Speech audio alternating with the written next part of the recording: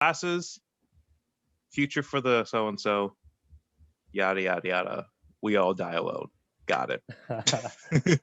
Wow, great silver lining there, Kevin. Look, no one ever said it was perfect. All right, everyone ready? Okay. Hello, everyone. Welcome to the most recent episode of The Silver Lining. I'm Kevin Ashley. I'm Nicole Littlefield. And I'm Danny Oliveris. So, to start ourselves off, how's everyone feeling about the new semester? Surprisingly good. I have actually been relatively productive these first 2 weeks, which is great. I like all of my classes so far. I have 3 out of 4 of them are VCM, so it's different than last semester, but it's better for me because I actually have physical meeting time. Okay, that's good. Danny?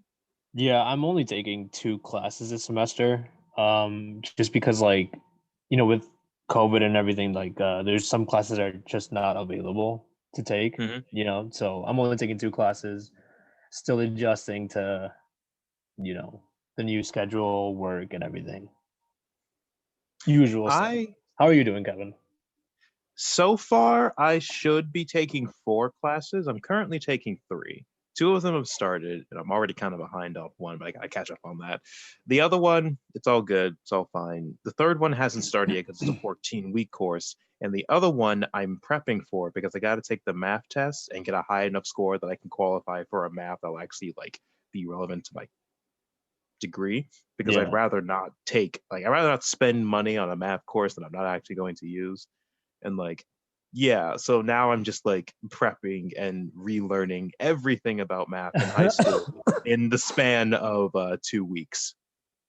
Yeah, I'm kind of in the same boat where I have to take the placement test, and I'm scared that I'm gonna shit the bed with it, and then just have to take unnecessary math classes because it's you can retake the test 3 times. So right, if you mess up the first time, just do the whole little online practice thing they have again, and then go again. You take one test. I just haven't done any math in 5 years, I think.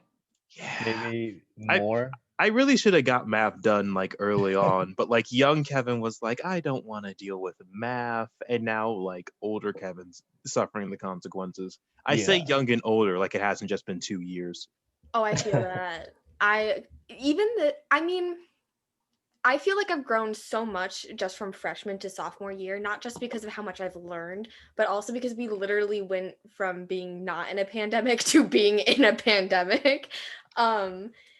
I took the Alex test before everything shut down. So how is it I actually had to physically go into the building to take it.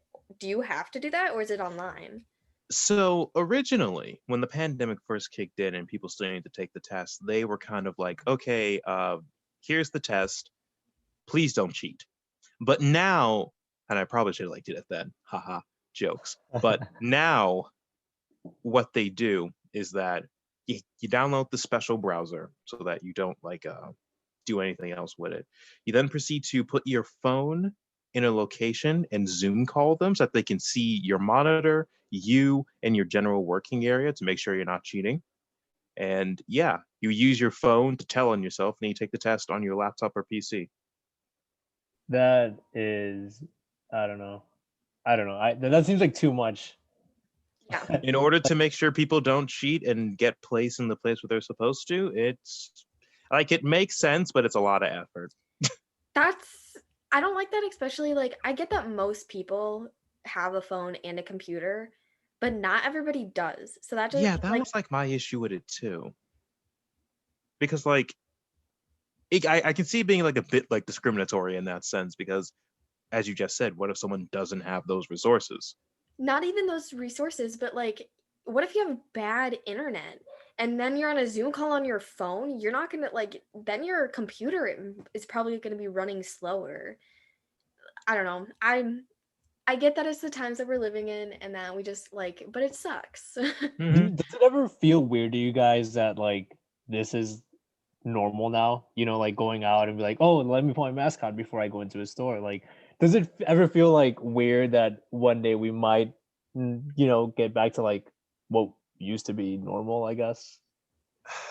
I had a really weird thing happen to me this morning because when the pandemic first started, I watched like this one meme video involving this like Gandalf impersonator, and he was like doing a series of like dubs during the Lord of the Rings movie where Gandalf was talking and just being like adding like his reaction to the pandemic type stuff. And I looked at, and when I first saw that video, it was fairly recent. It was like a day after it came out. I watch it again now, and that video was 10 months old. And I was like, oh God, this has been going on for 10 months. Yeah, I Like, mean, it is such a weird feeling. yeah, it's been almost a year since we went into like remote learning and everything, and I don't know, it feels like it's gone really fast, but also really slow at the same time, Mm-hmm. where like I don't know, I went to a restaurant over like 3 days ago or something like that, and it just felt weird being there, like it seemed like a little too normal, like I don't know, it just felt strange. The familiarity of being there again, I don't know, it just felt kind of strange. I don't know. I don't know how to explain it. I completely understand you. Yeah.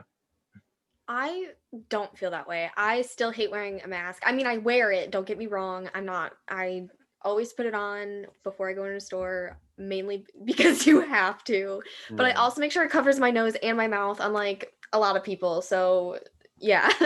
Yeah. um, If you're wearing a mask that doesn't cover your nose, you might as well just have it off. Like, you're not doing anything. yeah. Yeah. But it doesn't feel normal to me still. I really miss going to COD. I really miss the campus. I hate working at home. It's gotten to the point where I've actually started going to my best friend's house as like a school because I physically just don't work at home. It's really hard for me to get in the mindset. And a big part of that is because I do everything within these four walls. And I know Yep. that we talked about it before about how it like feels like solitary confinement. But like I guess I kind of fixed that problem by being able to go to somebody else's house. So yay. See, like the weird thing that like I've been dealing with is that like usually people are more like open and social online because when you have like a bunch in an online environment, you're not like face to face, not seeing people, people are more liberal and free with the things that they say and do. And like it's helped a lot of people with their isolation being online. That hasn't been the case for me for some reason. Like I'm more nervous talking to people in an online setting than I am talking to them face to face for some reason. And I've been like struggling with that this entire pandemic. Yeah, I think it's kind of like not being able to see the other person. You know what I mean? I say that Yeah. as I have not my webcam on, as I have just picture of a horse on. But yeah, like I've noticed that like some teachers kind of struggle with that. I don't know like how you guys have been doing with classes where like I know some of my teachers they like need that validation of like, okay, are you guys still with me? Are you still paying attention? Are you understanding what I'm saying, And since there's like um these classes where usually like when you're in the classroom setting, everybody's way more like um I don't know, like there's more participation, as opposed Mm-hmm. to like doing it over Zoom. Everybody's like on mute or nobody's talking. It's all just kind of like let's just let the guy talk and wait for class to be over. I can't even remember what I was talking about, to be honest. It's like the engagement's completely down because like a big part of like being social and us humans are both social creatures is the fact that like it's body language, it's seeing people's facial expressions, seeing what they do. You could easily tell if someone's bored if they're like looking around or like leaning back in their chair more than usual or whatnot. Like these signals teachers could usually pick up on, but without that it's just what is there? They look at a blank Right. screen and muted mics. Like I know for myself, like a decent portion of it, I'm kind of on my phone a bit. Like I'm paying attention. Yeah. Like when the teacher's talking about like important stuff that I can like recognize, and like obviously phones down, I'm looking at my screen, I'm trying my best to pay attention. But if it's just like answering a question or something I think is fairly frivolous, I just back on my phone. Yeah, I'm exactly the same way. I think it's a little different. Like I said, I'm taking more VCM classes this semester, especially with the virtual classroom meeting is what that means. Um, because you actually have to sit there at the same time with the teacher. However, like it depends on the class too, because like I'm in French class, which is a class that you have to participate in. Because if you're not participating, like you're not learning how to speak French. Um, so there's that type of thing. And then I like with speech, we talk a lot about the nonverbals and how to like communicate that, especially since we're on an online environment.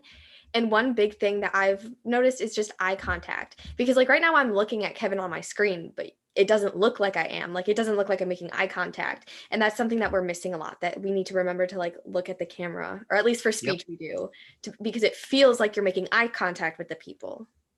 Exactly. Like that's literally one of the things I picked up from speech as well during my like brief interim there. Is while I was still involved in the program, they said look at the camera. So like I've made a more active effort to look at the camera. I should probably like put like googly eyes or something around here, make it easier for me to like stare at it, because it's so hard to just stare at the camera.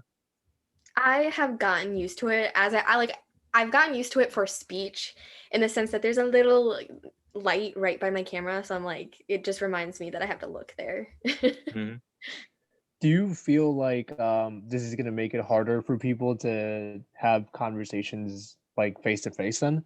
Because like we've already had that like thing where it's like, oh, now that everybody's just texting or like on social media, like people are less able to communicate, face to face. Like, do you guys think this would make it harder now that we've been so isolated over the last year almost? You know what I'm expecting? When the early like month or two, once life like gets back to like a semblance of normality and we start going outside and seeing our friends or like extended family again, is that things are going to be incredibly awkward. Like everyone's going to be so rusty with their social skills again, and like there's like an instinctual thing people have picked up on to like take steps back from people when they get close. Like the distance between us is going to be like more noticeable nowadays too. I think it's like the first like month or two is going to be a major like issue. Honestly, good that the distance will be away from us. I am not a touchy person. I hate when people are too close to me, so I'm all here for the like, hey, take a step back. I'm going to be hugging all of my friends when I see them again. And obviously I'll ask if a person wants to hug. I'm not going to just randomly hug somebody. Well, I'm not like, saying that I'm not affectionate. Like, yeah, when I like see my friends for the first time in a year, I'm gonna want to hug them. But so hold on tight. I'm just saying, like, personal space is a thing. I understand that. True.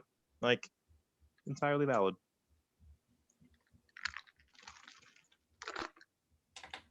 But yeah, those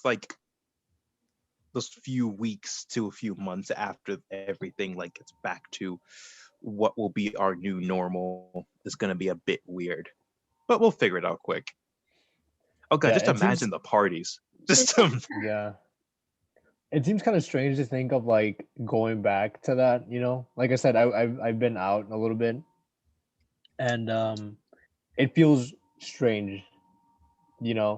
Like returning to that. Like I don't know, like I am kind of used to the whole like I'm not gonna go out for anything unless I have to, or like if I'm going out, make sure to have a mask on, stuff like that. Eating out is just kind of weird. It just feels kind of weird. I don't know. That's one of the things I've missed though. Like I had no idea how much I would miss just sitting down in a restaurant with a friend to eat some food. Like so, it's such a mundane, usual thing, but like just doing that, I've missed so much. Yeah, I definitely missed it a lot. But it is a little weird, like whenever like the waiter would come by, like I kind of had this like little like flinch of like stay away from me, like I don't know if you have corona, I don't know if I have corona, like let's stay away, but like I don't know. Hand me my food on like those massive like pizza things and those like stone oven things like just 6 feet away. Roll it out, roll it out and I'll pick it up. You have a pole that's measured exactly 6 feet, and they just have to. And just have to like just all the way. Yeah, exactly. artfully drop it onto your plate. It's now a new art form that all waiters and waitresses must also add to their resume. Mm-hmm. I could do And the they're new, still only the getting COVID flip. paid less than minimum wage with tips. Correct. Yeah, that's so garbage. Because that is so garbage. Even though we love that people deliver us our food, we don't like to pay them. Never understood that. Nope. Well, that's capitalism. What can be done? I feel so bad for waitresses and waiters because I worked at Texas Roadhouse for, I'm not even kidding you, like a month. Mm-hmm. And it was horrendous. I wasn't even a waiter/waitress, but every now and then I would have to deliver food because we would be like, they just need people to get food out there. Hate it. Holding trays are terrifying, especially with drinks. I never held one with a drink because I was like, I will spill this. It was terrifying. See, that's one of the more like, this is why I'm constantly like nice to like waiters and waitresses and just like people who like have to deal with the public on a daily basis in general, because they have to deal with like the worst of humanity constantly, especially when it comes to dealing with people's food. Like people get weird around their food. Hangry. They're like, they get hangry. Mm-hmm.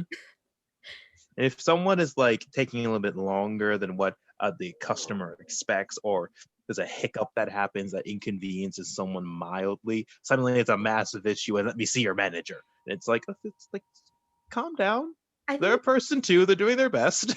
It's so weird though, because I feel like everybody complains about how people treat minimum wage employees, but yet they always get, I don't know what the word I'm looking for is. The short end of the stick? Yeah, like they always find the rude people who are going to complain about stuff. I'm like, where do these people come from? I've only meet people who are like, oh yeah, respect the minimum wage workers. Where are these people hiding? I want to know. Also, it's so strange to me how like minimum wage work is also like the essential workers in our society. Like the people who get paid the less are the ones who do the most things. And the argument is always that like, oh, they're low skilled workers. It's like they don't need to get paid a lot. But simultaneously, if they all stopped working, our society would collapse. Shouldn't they be like at least given a wage that they could live within their state? You know? Mm-hmm. Like not everything needs to be $15. It's like I understand that argument, but like if we can find a way to have like a minimum wage be set in like every state, that everyone doesn't have to like work to live, but they can like work for luxury. Like I don't know, I think that'd be a good thing. It'd also be good for the economy, I think, because the people just aren't like pay bills, pay your mortgage, pay the car note, all this different stuff, and then just like buy what scraps of food you can. If people could like afford all of that, buy their food, and then buy luxury items, I think that would be a net benefit for the economy, but yeah. You guys are like just, I don't go ahead. You are just like raising the topic of my info, and it's making me want to just like spew out all of this information about overproduction of elites and all of this like really, but I'm not going to. I mean, you could briefly. Yeah, go ahead. Yeah. Well, my informative speech is about this guy who, his name is Peter Turchin, and he founded this thing called, I believe it's pronounced Cleodynamics. I still have to look up how to pronounce it. But basically it's the gathering of a lot of different fields. Transdisciplinary fields is what he, like the term that he uses, and historical data to analyze why societies have fallen. And it's really interesting. And he predicted that there would be civil unrest in 2020 10 years ago. Yay. How did he predict it would happen? Because of all this data that he's been looking at. He's been looking at 10,000 years of data of like why. It's like, what were like the reasons he's listed off that like civil unrest happened, and how was he able to predict it so accurately? I guess. Well, you see, this is what I need to research, Kevin. Okay. Okay, so you haven't gotten that far yet in the info. I was gonna say it's such a big topic that I I thought I like knew a good amount about it, and then I read more and I was like, there's even more. But the biggest idea that he's like kind of talking about is what he calls overproduction of elites, which is basically that we have too many people.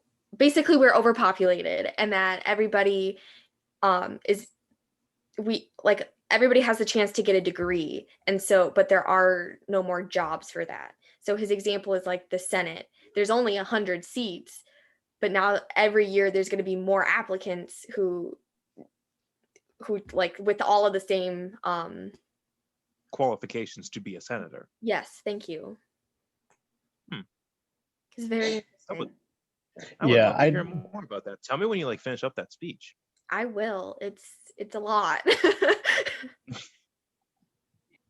Yeah, overpopulation is definitely a problem, I think. I mean, like, it's a drain on our resources and everything, right? So, you know, good thing COVID came along and wiped a couple of us out, you know?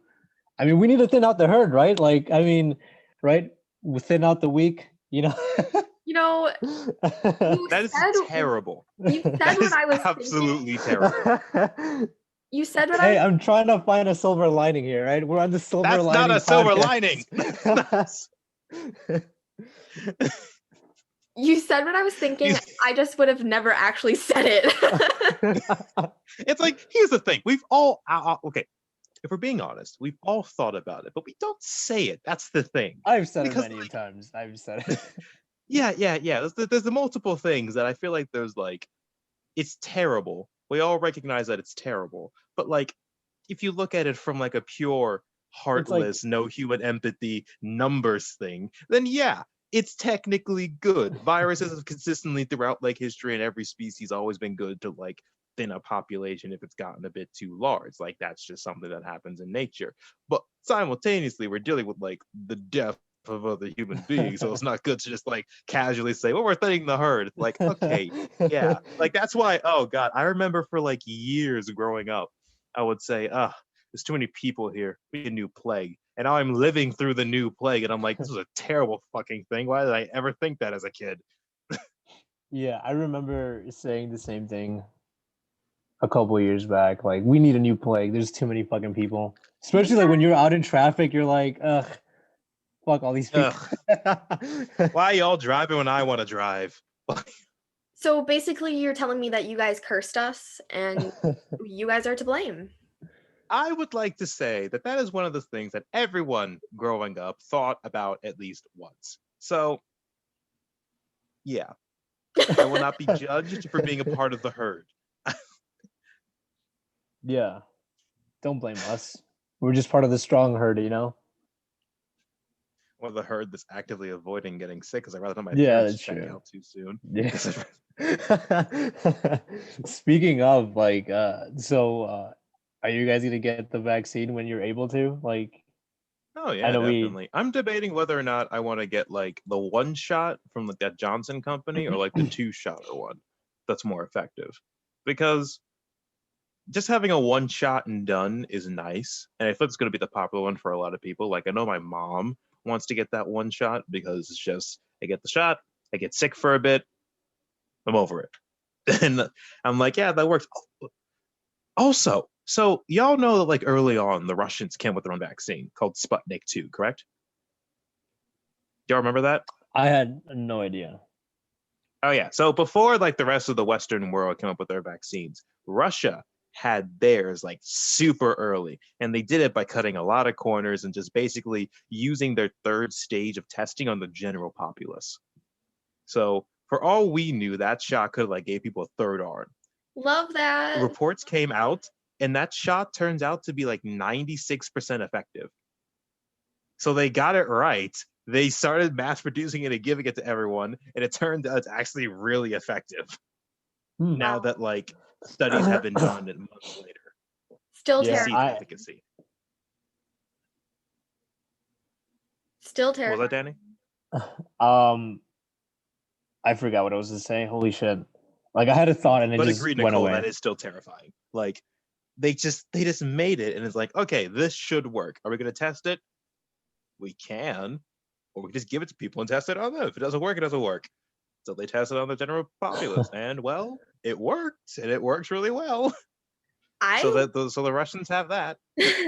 Going back to your original question about if we'll get the vaccine, I will when it's given, like when I have the opportunity to. I have a feeling that won't be for a while because I'm not at high risk, and I am not I'm not a oh my goodness, I can't think of any of the words that I want to say today. I know, me too. I keep forgetting words and like sentences. I'm like, like I'm not a healthcare worker or on the front line. There we go. So I don't need a vaccine very early on. Yeah. Today is a stressful day for all of us, my friends. Yeah. It's all about like getting back into like the whole school routine. I think that's the issue. But I'm definitely gonna get it too. Like as soon as I'm able to, you know, I'm just gonna line up for all of them, get all of them. I mean, I didn't even know there was more than one. And then we had our guest last time come out and say that you have 2 or something. Now I'm hearing that there's one that you have to take yearly. So I don't know, but yeah, I'm gonna get it. Fuck it, you know. I don't care if I get a 3rd arm or I grow a tail. You know, I just want to go out and drink. Honestly, a 3rd arm would be so helpful. I would think a tail would be kind of nice. I bet that'll be fun at times. If it's like a kangaroo tail, yes, I would love to like put all my weight on my tail and just kick people. But yeah, it's just like the vaccine spells a return to like normality. And that would be so much fun. Like, we still need to wear masks for a bit until enough of the population got vaccinated. And then we'll have to deal with the multiple separate COVID variants out because the virus managed to bounce around and so many people managed to freaking mutate for some apparent goddamn reason. Well, but all that random stuff aside, and the booster shots that would come accordingly, it's a return to normalcy. Hopefully that with Valentine's Day coming up, people aren't stupid and they don't start going out and doing stuff on Valentine's Day. Stay in your houses. So the main concern for spikes is actually the Super Bowl. Really? Which, is that happening today? Or tomorrow? Super Bowl Sunday. Super Bowl. Oh yeah, yes. You see, you can clearly tell I'm not a big person with sports. Oh, I don't even know who's playing in it. You're good. Yeah, like the Chiefs and the Buccaneers. Medical experts have been like heavily like shouting from the rooftops, please don't gill in big crowds at the Super Bowl. Don't gather. Like, we had spikes on Thanksgiving, we had spikes on Christmas, we had spikes on New Year's because of it. We're probably gonna spike from the Super Bowl in 2 weeks because of people meeting for the Super Bowl, and it's just going to set us all back. And it's terrible, but here we are. Yeah. Well, by the time this comes out, the Super Bowl will already be have happened. So that's true. But yeah, I've already heard like people talking about how like, you know, hey, I'm having a Super Bowl party, like come on by, you know. It's so hard to say no, you know. I want to go drink, eat wings, watch football. With friends. There's so much stuff that I've wanted to do that I just had to say no to because I said, I can't take the risk of killing my parents. Like, not only would I feel terrible, but I'd be destitute. How could I support myself? I already couldn't. A little bit of dark humor in there. I already couldn't find parties and stuff before COVID times, and so now it's just like Danny's like, I already got invited to parties. I was like, I didn't even know that Super Bowl parties were a thing this year. I didn't think there were going to be, but I've heard whisperings of like. I mean, I had a feeling there were going to be because just how brazen people like to be with this stuff. So. It is. I think I'm cutting out. I keep seeing or hearing Kevin lag on his words. Oh, well, I'm sorry if you think I'm lagging on No, it's words. my Wi-Fi is cutting out. Were you saying something? Are you fucking with me, Kevin? I was fucking with you. I'm like, oh fuck. I'm like, I actually cut out completely. start doing like those old like dubbed over karate films and kung fu stuff where it's like they're talking but then their lips don't match their words and their lips still keep moving after they're done talking because how the translations went. Oh, those are so funny. Also, I once saw this one movie. Now that I've completely derailed everything, I saw this one movie called what was it? It was a movie that mocked traditional kung fu movies called like Kung Fu Fury, Kung Fu something. It was something like random that just like took all of the elements of people being able to like fly randomly, be able to take on 100 men at once because they're kung fu masters and all this stuff. Took all of that and just exaggerated it to a 10 in order to be satire on like the genre. And it was a really funny movie. That sounds amazing. Yeah, I love kung fu movies because they're like so over the top. You know what I mean? Like you have guys just flying across the screen all the time. You know, they're the greatest.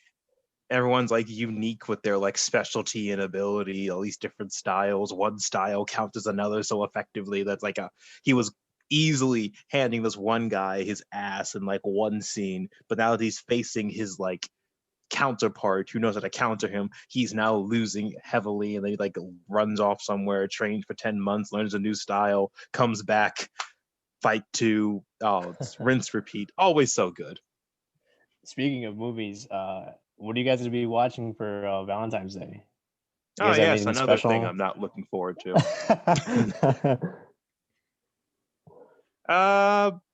Nothing in particular. Like I'm probably just going to like buy some cookie dough ice cream from Overweiss, sit in my room, watch gay romance movies, and be sad and lonely. Like, I don't really ever do anything for Valentine's Day. I honestly think that Valentine's Day is just a really stupid holiday. It's just a commercialized holiday, and it's really pure capitalism at its finest. Yeah, and then it's just like it's very heteronormative, I feel like, where the guy has to get the girl all the stuff, but then the girl doesn't have to get the guy anything. And I'm just like, what? How are we living in this age and this is still a thing? And we're still pushing these gender norms. Yeah, but if I were to watch a movie on it, my all-time favorite, like, binge-worthy, well, not binge-worthy, but like my all-time favorite like rom-com is How to Lose a Guy in 10 Days. Don't know why I love it. About? It's about this girl. I can't think of her name for some reason, but I believe Kate Hudson plays her. And she's a journalist, and she does like how-to columns a lot, or like just really boring columns. But she, of course, is aspiring to be a better writer, and then her boss, like she came up with this idea of how to lose a guy in 10 days. And then there's another guy, her love interest, who Matthew McConaughey plays. Ooh. And he gets wrapped up in a bet that he can make a girl fall in love with him in 10 days. And then, of course, their bets like conflict with each other, and then they both end up actually falling in love with each other. And it's a really stupid but very cute movie. You see, as an active member of the Alphabet Mafia, I call those 10 days rookie numbers because I can easily do it in like 10 minutes. How to lose and fall in love and have a guy fall in love with me in 10 minutes. Like that's easy. 10 days? How are you doing it that quick? That's slow, I mean. Oh, that's not what I thought you meant. I thought you just meant like in movies how they say 10 days and then you really don't know how much time it is. But that's a bold statement, Kevin. That's a very bold statement. I don't know. I'd have to see you. I'd have to see you in action. I don't know.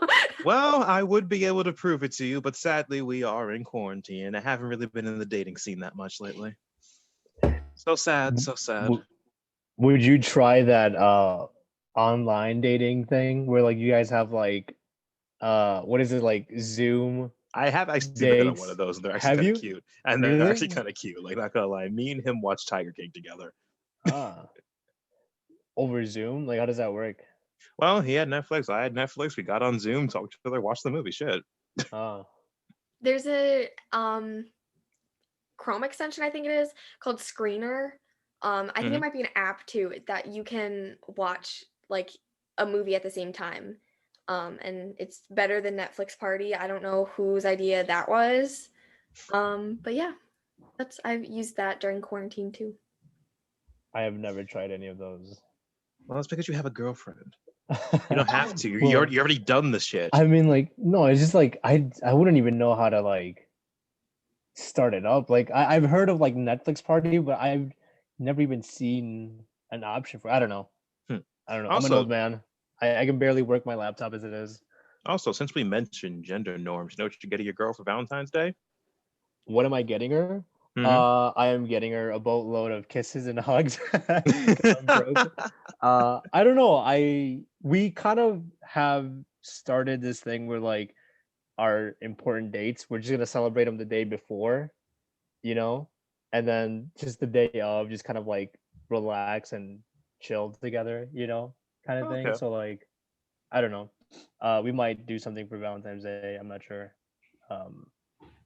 I was thinking about going out to a restaurant, but like I said, I don't know. Restaurants are still kind of weird, so we might just like get a movie and hang out. The last time I went to a restaurant was when I was like consoling a friend after like his brother died, and he really wanted like Chili's for some reason. So I just like we went to Chili's, I bought him his food, and just like was there for him. And that was the last time I ever went to a restaurant because, well, COVID. Yeah, I've ordered plenty of food and gained 20 pounds because of it, because Uber Eats is ridiculously convenient. But it is. Indoor dining, and I haven't done that in months. It's been years since I've done indoor. Back in my day, I remember a thing called indoor dining. Can you imagine? I always hated it. Can you imagine that, like a future where like there's no such thing as indoor dining just because of this? Like we don't go back to normal, and it's just like gets worse and worse. Well, like brick and mortar, like small businesses are really just like collapsed under the weight of this pandemic for obvious reasons. The only people who really have like the capital to like survive long stretches of time of making no profit are like massive corporations, which are just thriving, which is upsetting. Fun fact, during the Great Depression, Walmart was one of like the few what's the Great Depression? I thought was this the Great Depression? I don't know. It was the Great Depression or the Recession. One of the two. It was one of like the few areas like generally made a profit while everything was going on. Because everything was already so cheap. So people kept going there and they actually made a profit. Yeah, it sucks that a lot of mom and pop stores are like really just closing down. Because I love going to like mom and pop places. There was this one pancake house called the Old North or something like that. It's on North Avenue, or it used to be, and it closed down because of the pandemic. I love that place. Like it was so great. It was like very homey, and like the food was great, the service was great, very wholesome. And like it fucking closed down because of the pandemic, which is very sad. Yeah, it's a sad episode, guys. Keep your local businesses alive. It's like you just gotta do your best with that, because if they collapse, shit, I guess someone else will take it. The free market will do its thing, but meh. Crazy times. Crazy times indeed. I do wonder what the future like holds, though. Like what will be our like new reality with all the things that have closed down, all the social norms that have changed. Like I wonder, will bumping elbows still be like a constant thing that we do, or will that fade once we start doing handshakes again? Like I love a good handshake. I don't know. A good handshake's nice. I remember having to like, when I got my first ever suit, there was this lady who helped me do it, and she taught me how to do like a proper handshake, like a good firm handshake. And it's just one of those things where apparently that mattered. It does matter. And whether or not that still matters, who knows? I don't know if I have a good handshake, but my psychology teacher in high school, I think it was honestly like the first day, or it was like at least the first week, she made us all, we shook hands before entering the room, and then she judged all of our handshakes. So it was like she would like people would have a like she called it a floppy fish handshake, and she'd be like, no. So like we actually like I don't know what mine was. Like I don't know if she criticized it or not. I feel like it was just average, but you have to have a good firm handshake because it shows that you are, I don't know, strong. A serious go-getter, yeah. Having like a good firm handshake shows you're a man's man or a woman's woman or a blah blah blah blah non-binary pal in between. I don't know. I never understood the handshake thing. Like corporate America. I don't know. I definitely understand. Men, so like it became like a frat thing, I guess. I definitely do understand though, like getting a good handshake from someone. Like I don't know, like I know whenever I started a new job or something, and like you meet like your new coworkers and like you shake hands and everything, and like you can do you think like less of them if they have a weak handshake? No, not necessarily less of them, but like when you get someone who has like a really good handshake with you, it kind of like feels like, oh, this guy's a good shit, I can trust this guy, like he's a cool guy, or something. I don't know, or woman or lady or whatever, like I don't know, because like when you get that like floppy fish handshake, then you feel like, oh, like what's your problem, dude? You don't trust me? Like I don't know. Maybe I'm just weird. Maybe I guess it is a little bit disappointing when like the person's handshake is kind of weak, but simultaneously, the only reason why it is that disappointing is because we've associated weak handshakes with being weak people. Like it's entirely a social construct. But it's not even just that though, because like, but yeah, when you don't trust, I mean, I don't know, but like, have you ever had that like person that seems kind of off and creepy, and like they go to shake your hand, so you just kind of give them like, just not the full handshake, you just give them like 2 or 3 fingers, you know what I mean? I've actually, and you're like, I don't want to touch your hand type of thing. I've actually gauged. So like when I was in speech and debate, and I did this a lot at my tournaments. So something I would do at the end of like every round is like obviously thank my opponent, yada yada yada. And when we were seeing who made it to the next round, I would always find where my opponent is, and whether or not I won or I lost against them determined how firm or how strong my handshake was when I congratulated them for victory or I congratulated them for how fun the round was. Like if I beat them, walk up, good firm handshake. That was a fun round. Love to debate you again. If I lost to them, walk up, like and even like a stronger than usual handshake. Congratulations. Hope you do well. Like my handshake kind of depended on whether or not I lost or won to them. Yeah, I understand that. I don't shake hands very often.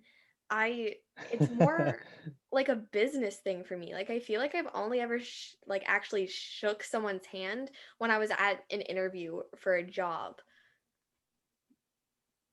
But okay, so like when you're at an interview for a job, right? And then like you go to shake the person's hand and they give you a weak handshake. Does that not make you feel a little like, oh man, they didn't like me? Like it kind of feels like a fuck you to you, doesn't it? Like but on the other hand, hold up. On the other hand, I know, but on the other hand, if you're at an interview, right? And like they get up, they give you a handshake and it feels like a good, strong handshake. You're like, all right, I feel confident, I think I got this in the bag. Where on the other hand, like you get a weak handshake, you're like, oh man, I think I fucked up. I shit the bed with this one or something. I guess I don't I should have shaked firmer. No. Like they will give you a weak handshake, so you will lose confidence. Like, oh man, maybe they didn't like me, so I think I fucked up the interview. You know what I mean? I've never experienced that, but maybe Nicole. Yeah, I was gonna say I've never experienced a bad handshake like in a business setting either, but I guess I get what you're saying. However, I feel like that should not make them not have a good handshake. Like I feel like either way they should still give you that nice firm handshake. If they give you a floppy one, then it's just like that's weird. Yeah, so well, you are qualified for the job and so, but thank you for coming. We'll message you whether or not you got it in a while. Proceeds to give them a floppy handshake.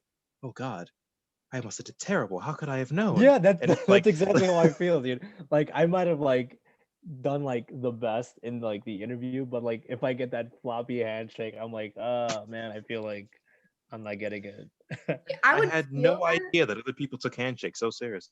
I don't know. Maybe I'm just insane. I think you're insane, but I definitely wouldn't associate that with anything to do with me. I would just be like, you're a bad handshaker. You need to do better.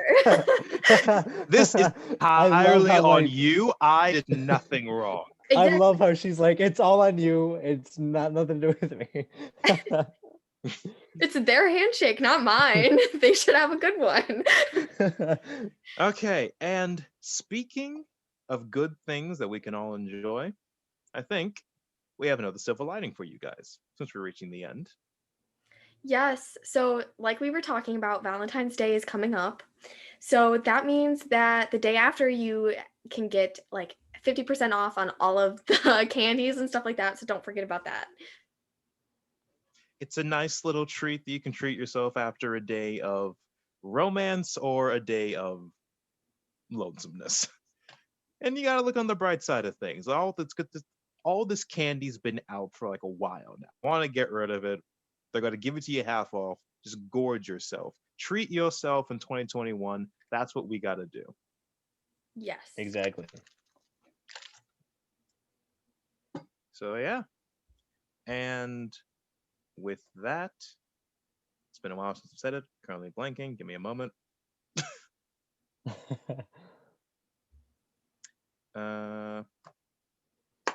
Yeah, sorry about that. And just remember, everyone, despite how dark the clouds may be, remember to always search for the silver lining. Thank you for joining us.